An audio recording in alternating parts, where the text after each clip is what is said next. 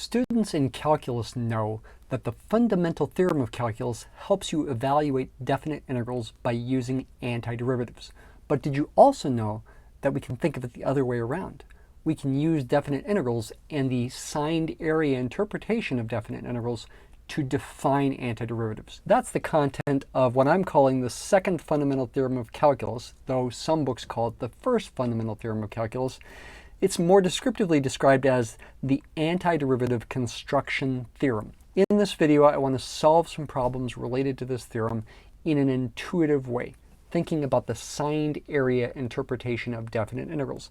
Number one says, consider the graphs of f of t shown for three situations below. You see one situation here, A, another one here, B, and a third one down here, C.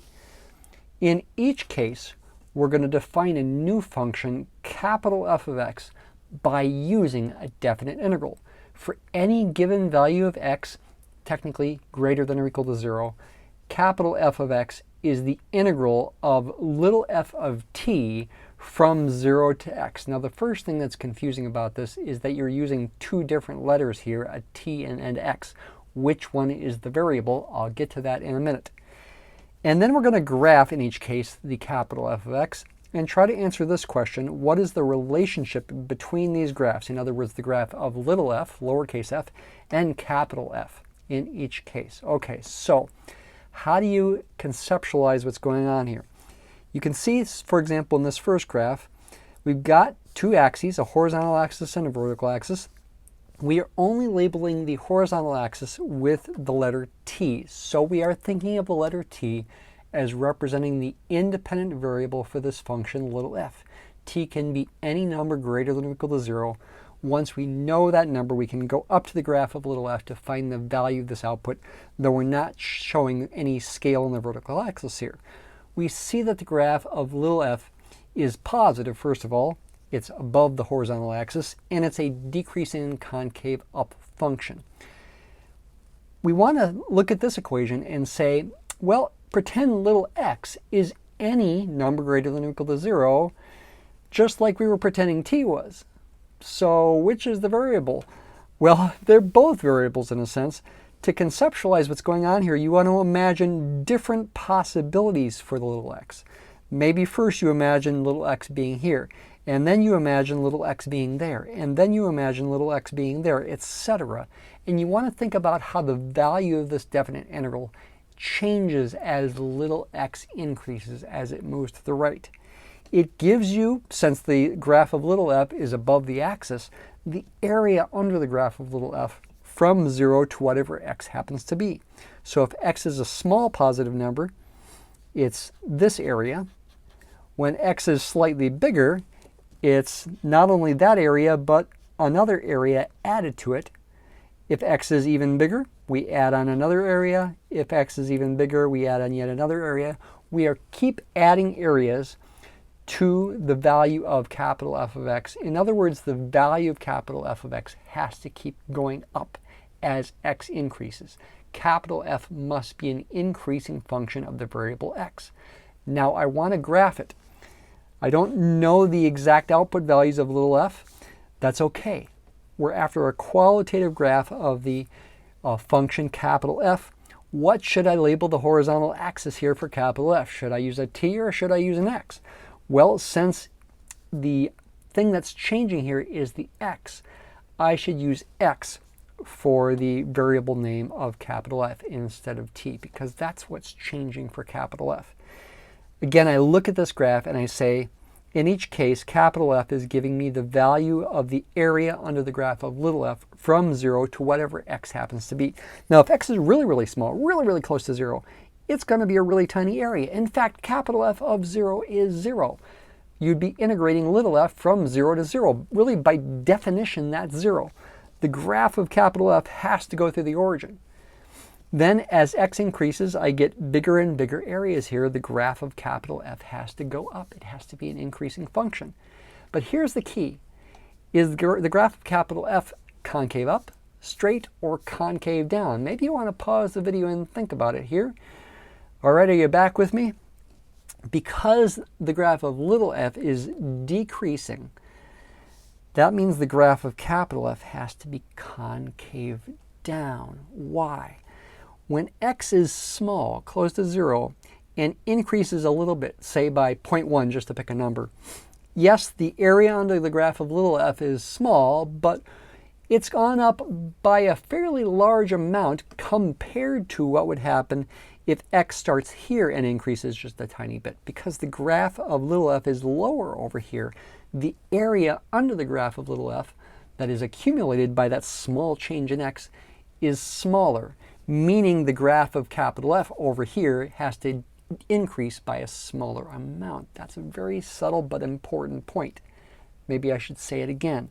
When x is small, small changes in x by, say, 0.1, yes, they do lead to small changes in capital F, but relatively speaking, they are larger changes of capital F because they're larger areas here than the corresponding small changes in x and the corresponding area changes when x is large. Capital F increases fairly rapidly here and fairly slowly here. That's why it's concave down. And in fact, maybe you've already guessed what's going on here. What we have done is we have, hey, constructed an antiderivative of little f. Capital F prime, the derivative of capital F, must equal little f. Now, what should the variable be? Well, since the variable of capital F is labeled x, I probably should use an x here. Should I use a t here? The answer is no, don't. That wouldn't make any sense. Even though there's a t there and a t there and a t there and a t there. I want these things to match. But after all, what are variable names? I mean, they don't really mean anything. They're just, in a sense, placeholders. Now, of course, sometimes they are related to real life and could mean something, but they are just placeholders. They represent arbitrary numbers in this case. The key thing is that it doesn't matter what you call the variable as long as you're consistent. So if there's an x here, there should be an x here. Am I violating consistency up here? No, I'm not. I'm saying the variable's x here, which matches that letter right there. I'm using a different letter here, t. I could have used some other different letter like U or W or V or Z or A. It doesn't matter. The key thing is I'm integrating little f from 0 to some number x. And so it doesn't really matter what you call the variable there as long as you label it something different than what's up there. Now, I will tell you, many scientists and engineers get sloppy here and put an x there and there anyway. But it's really not a good idea. It's a good idea to conceptually emphasize that the true variable for this function, capital F, is this upper limit of the integral. But what we have here in saying that the derivative of capital F is little f is illustrating this thing that I'm calling the second fundamental theorem of calculus. That when you define a new function, capital F, by using a definite integral of a given function, little f, where the variable for the new function is the upper limit of the integration, you have constructed, mathematically speaking, an antiderivative of little f. And this is true whether or not an ordinary kind of formula for capital F can be found or not. Sometimes it can, sometimes it can't. In fact, when it can't, this is more significant than when it can, though there are many cases where nice formulas for capital F can be found. All right, so that is part A. Let's move on to part B, and let's use a different color. Now the graph of little f of t is not always decreasing. It's always positive, but it's going up first, then down. Because it's always positive, the graph of capital F will always be increasing because the derivative of capital F will be little f, but it will not always be concave down like this one was.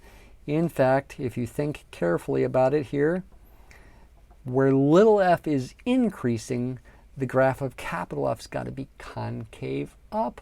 Why? I'll let you think about it for a second, then I'll come back to it.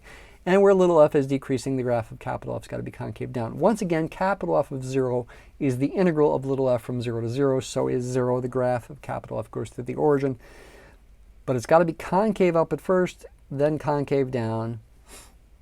Once again, the derivative of capital F must be little f. That is the essence of this thing called the second fundamental theorem of calculus. Here, some people call it the first fundamental theorem of calculus. More descriptively called an antiderivative construction theorem. We have constructed an antiderivative of little f. in using an integral. Why does this happen?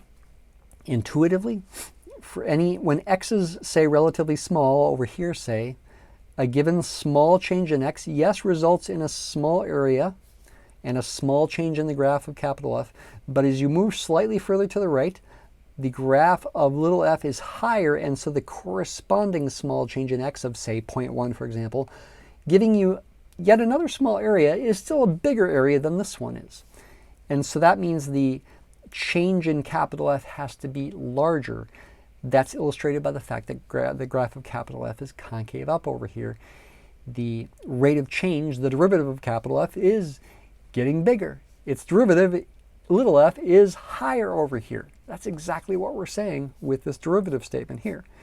On the other hand, once we get past this point, for a given change in capital in the value of x, we get again a small area, and as x increases, the same small change in x produces a smaller area, so the changes in capital F in both cases are larger here and smaller here. It's got to be a concave down graph over there.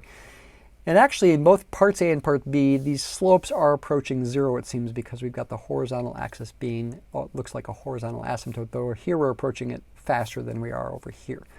Okay, so the graph of capital F is becoming close to horizontal.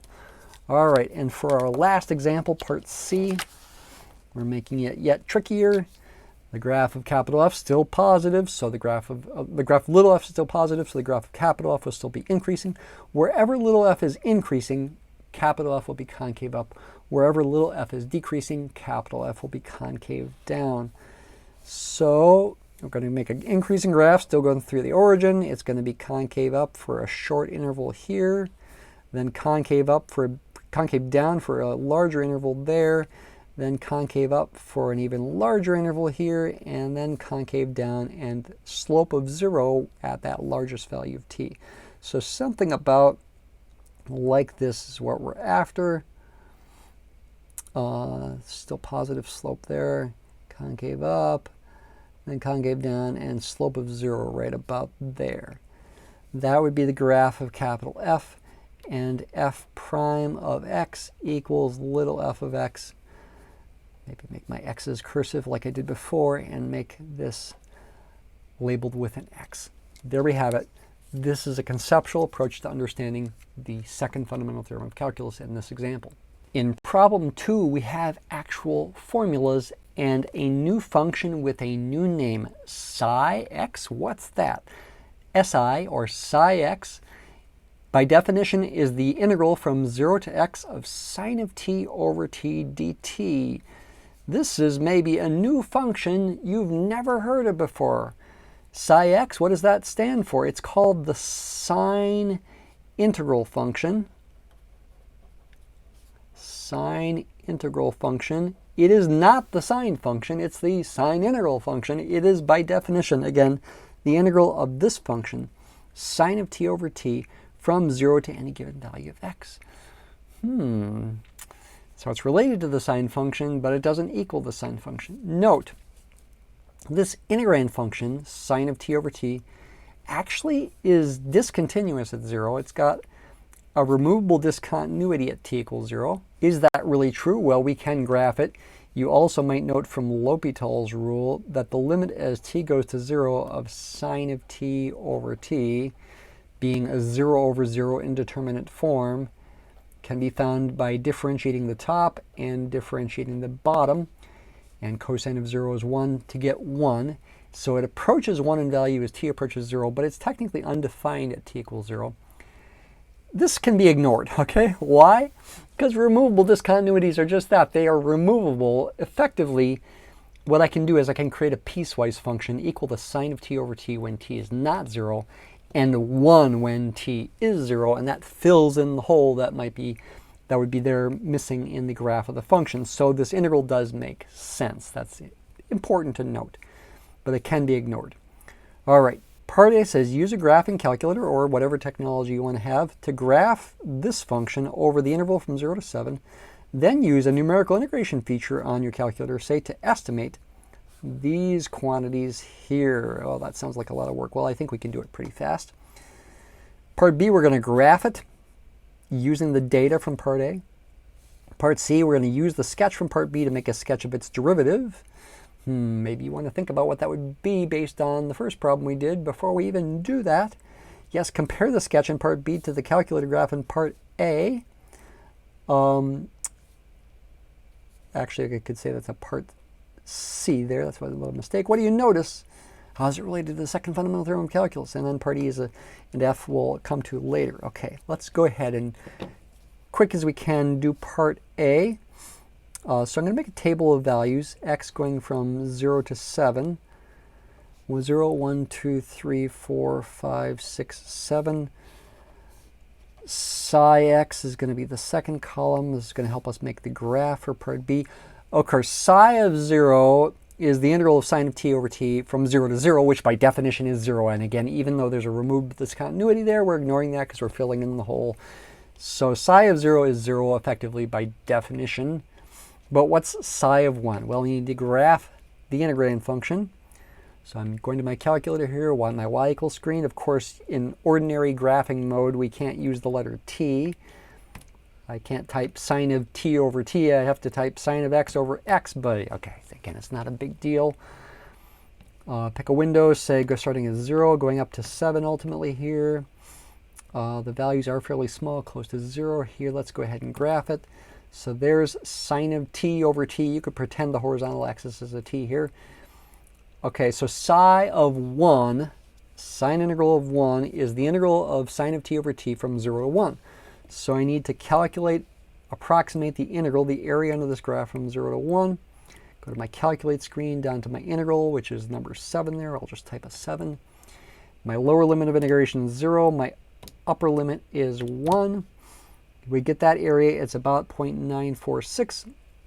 I'll round that to about 0.95. So we're approximating, say, to 2 decimal places here.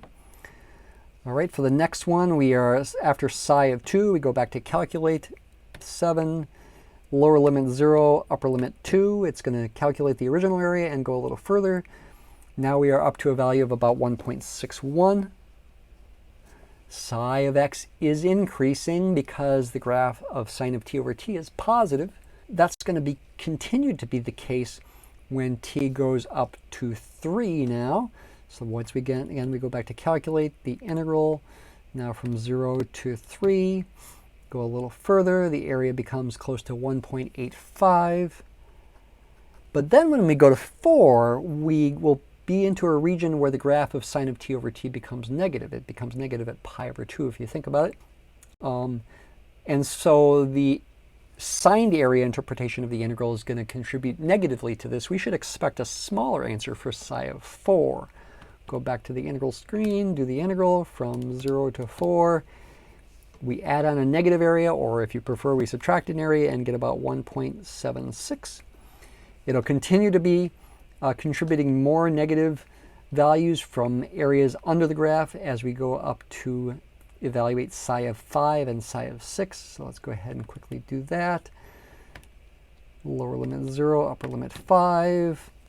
And we get about 1.55 here for psi of 5.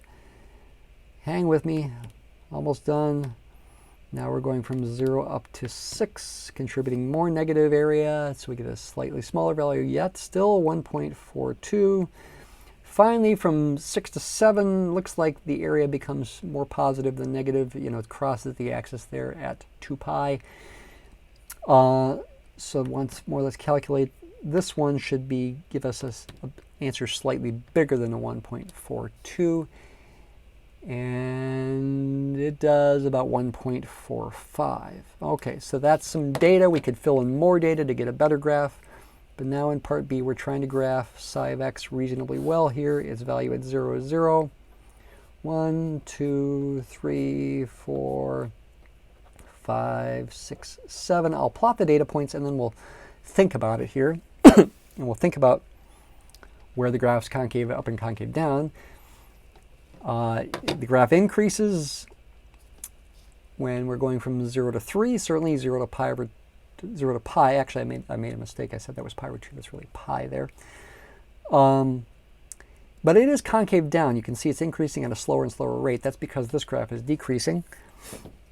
So if this is, say, 1 here, and this is 2 up there, we've got data about like this. So there's the graph.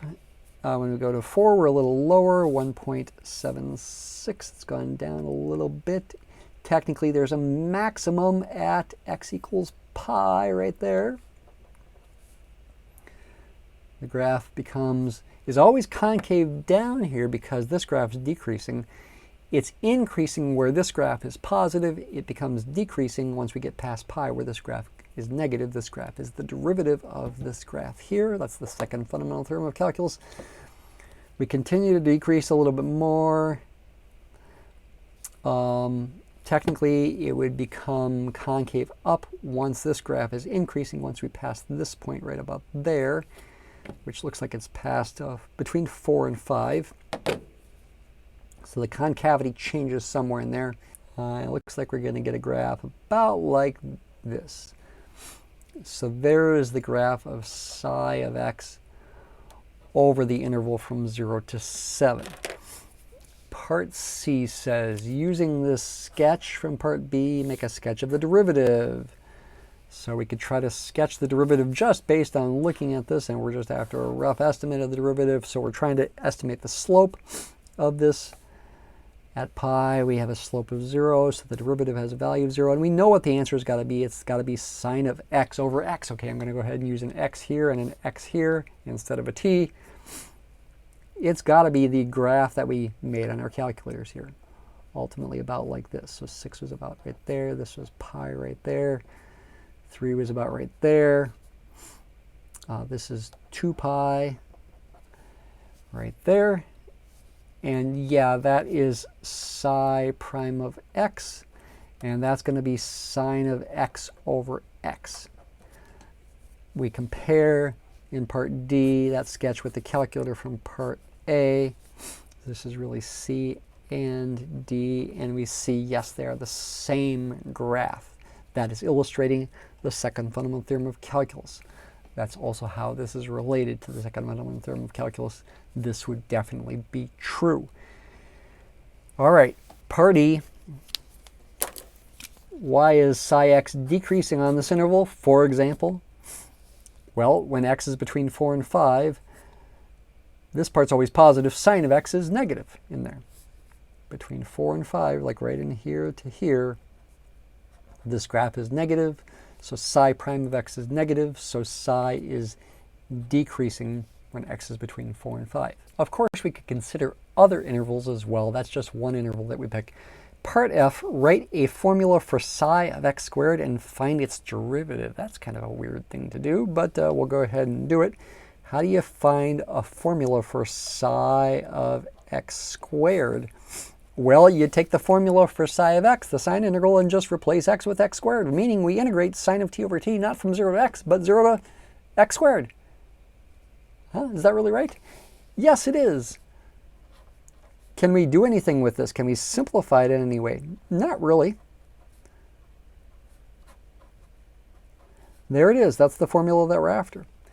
Could we approximate its values? Could we graph it? Sure, because we could choose different values of x and plug them in there, square them, and then do the integral. We'd have to approximate the integral with calculator, for example. It would be not the exact same function. It would be a new function. It would be related to this function, but it would be a different function. What is its derivative? What is the derivative with respect to x of the sine integral of x squared? Notice I'm not writing this as psi prime of x squared because that would be misleading. I really need the chain rule here because I've got a composition of two functions. X squared is the inside function, psi is the outside function. The chain rule says take the derivative of the outside function, psi, so you write psi prime, plug in the inside function, then multiply times the derivative of the inside function. That's the answer. Can it be simplified? It can be simplified here because psi prime of x is sine of x over x, so I can replace this with sine of x squared over x squared. Don't forget to multiply by 2x. Simplify. One of the x's cancels. We get 2 sine of x squared over x. Isn't that interesting? And that is correct. That would be the derivative of psi of x squared. We're constructing antiderivatives of lots of functions that don't have elementary antiderivatives. There's no simple formula for psi of x or psi of x squared in terms of functions you're used to. This is new. Number 3 goes back to being a purely graphical problem. Consider the graph of f of t shown below. Let g of x, or we could have called it capital F of x, be the integral of little f of t from 0 to x. Yeah, we could have called it capital F of x. Just for some variety, we don't have to call it capital F. We can call it g. But the same ideas apply. This is going to be an antiderivative of little f. Find the following: g of 0, g prime of 1, the interval where the graph of g is concave up, the value of x where g takes on its maximum on the interval, and also give a rough sketch of the graph of g of x on the same interval from 0 to 8. Again, we've got this axis labeled with a t, but with the graph of g, we'll use the letter x instead. Part A, g of 0, well, that's just the integral of little f from 0 to 0. By definition, that's 0. Part B, g prime of 1, use the fundamental theorem of calculus. The second fundamental theorem of calculus, g prime of x would be little f of x for any x. So g prime of 1 is going to be little f of 1. What's little f of 1? We have to estimate it. Close to -2. Should we say, go ahead and say exactly -2? Well, we might as well. -2. It looks close enough to call it exactly -2. C, interval where the graph of g is concave up. Okay, so we know g prime of x is little f of x. That would mean g double prime of x is little f prime of x. G is going to be concave up when g double prime of x is positive, which will be where f prime is positive. F prime, the derivative of this graph, looks to be positive between the value of t or x, if we prefer, right here and the value right there. That's where the graph of f has a positive slope. Oh, let's say that's slightly bigger than 1 here, maybe 1.2 to something, oh, slightly bigger than 6, maybe 6.2. So the answer to D could be estimated to be approximately, I'll go ahead and put the word approximately in there, x between 1.2 and 6.2.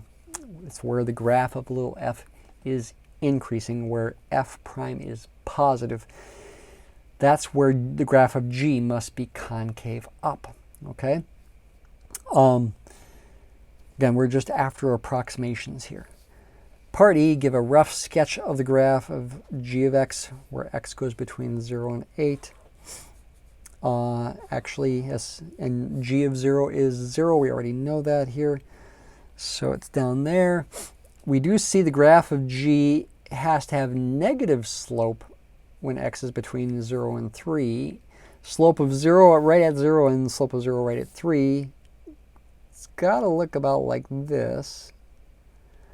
And that's got to be 3 right there.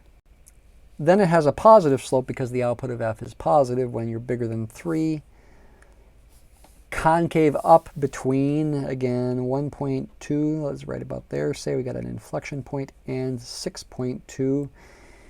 And the area under this part of the graph between 3 and 6.2 is larger than the area here above the graph. So the change in g should be larger between 3 and 6.2 than it was negatively between 0 and 3. Meaning, what I'm trying to say is ultimately this is going to go above the axis here once we get to 6.2, say. Then the graph becomes concave down. We are still accumulating positive areas over here. We're still increasing. So the graph of g looks approximately like that when x goes between 0 and 8. And compare these graphs. The derivative of this graph is the value of this graph at any given x. Our final problem goes back to using formulas and also relates this subject to differential equations. Part A says find the derivatives of these 3 functions that you see here. These functions are each defined by integrals. We've got to use the fundamental theorem of calculus. Part A, part 1. What's the derivative with respect to x of this integral? We are differentiating a function where the variable is the upper limit of the integral and a lower limit is a constant. This is a situation for the second fundamental theorem of calculus. Again, some people call it the first fundamental theorem of calculus. Antiderivative construction theorem. This function of x is an antiderivative or antiderivative of cosine of x squared if you're calling the variable x. So its derivative has to be cosine of x squared. That's all there is to it. That is the answer. I'm not lying. That is right. It's like the derivative and the integral sign kind of cancel each other out. Poof! And the answer becomes whatever the integrand function is, though use the same variable name as what you see up there. Do not use t squared there. Use x squared. Okay? You got to match this variable with that variable and this variable with that variable as well. The t in there is just a dummy variable. It doesn't matter. You could use u, w, v, a, z, some Greek letter. It doesn't matter. Part 2, we've made it an x cubed instead of an x. So it becomes a chain rule problem.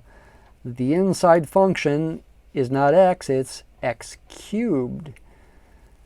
So the chain rule says take the derivative of the outside function, which is the function from part 1 here. This thing is the outside function for part 2. What's the inside function? The inside function is x cubed.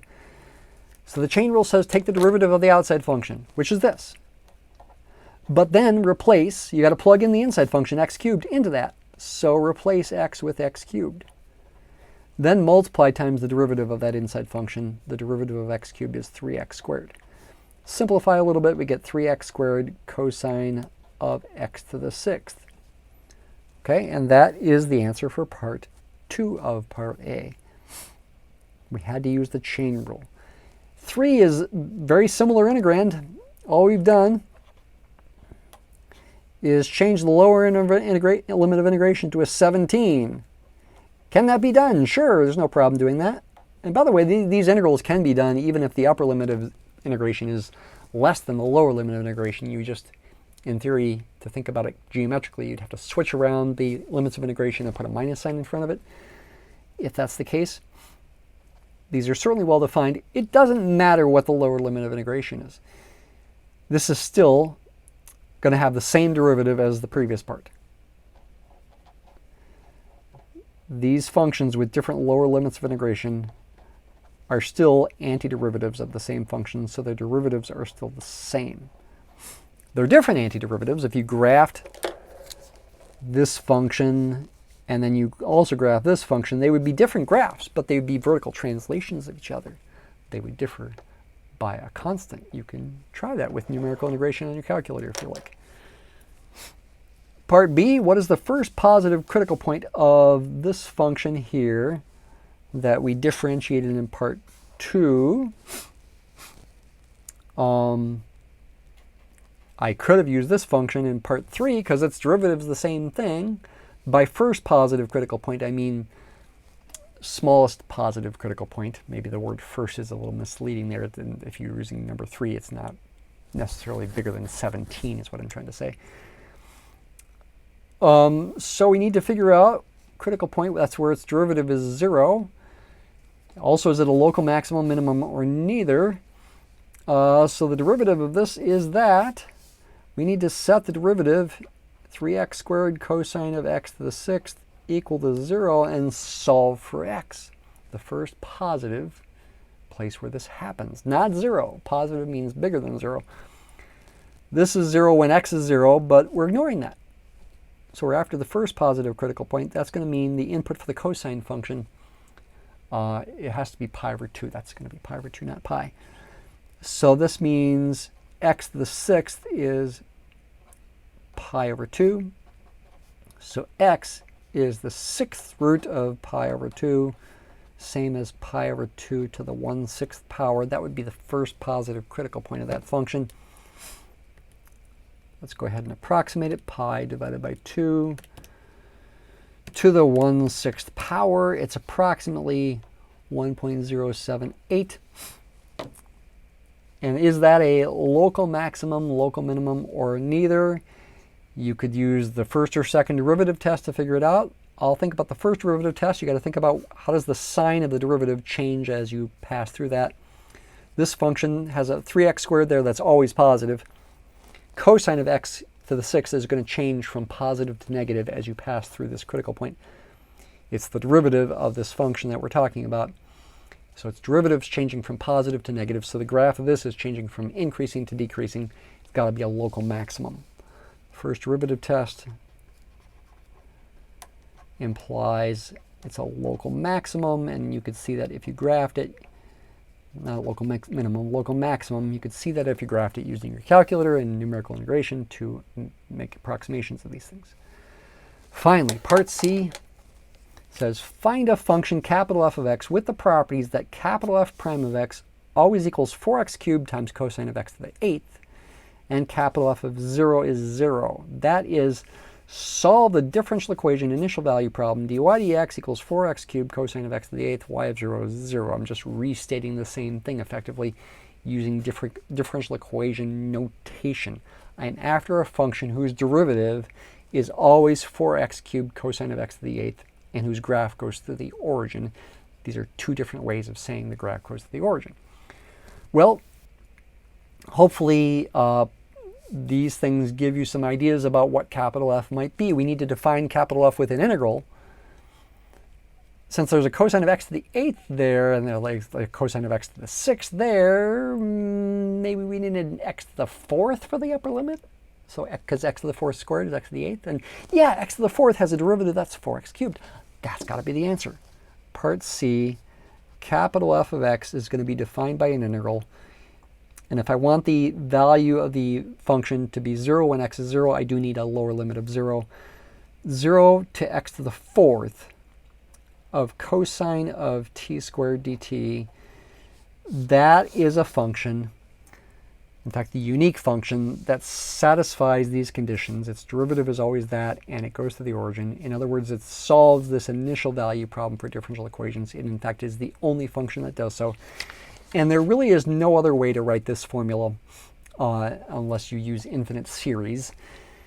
No other ordinary, simple way using elementary functions from pre-calculus and calculus that you're used to write this function. You can use infinite series, but it's most compact to just go ahead and use an integral as is. Thanks for watching.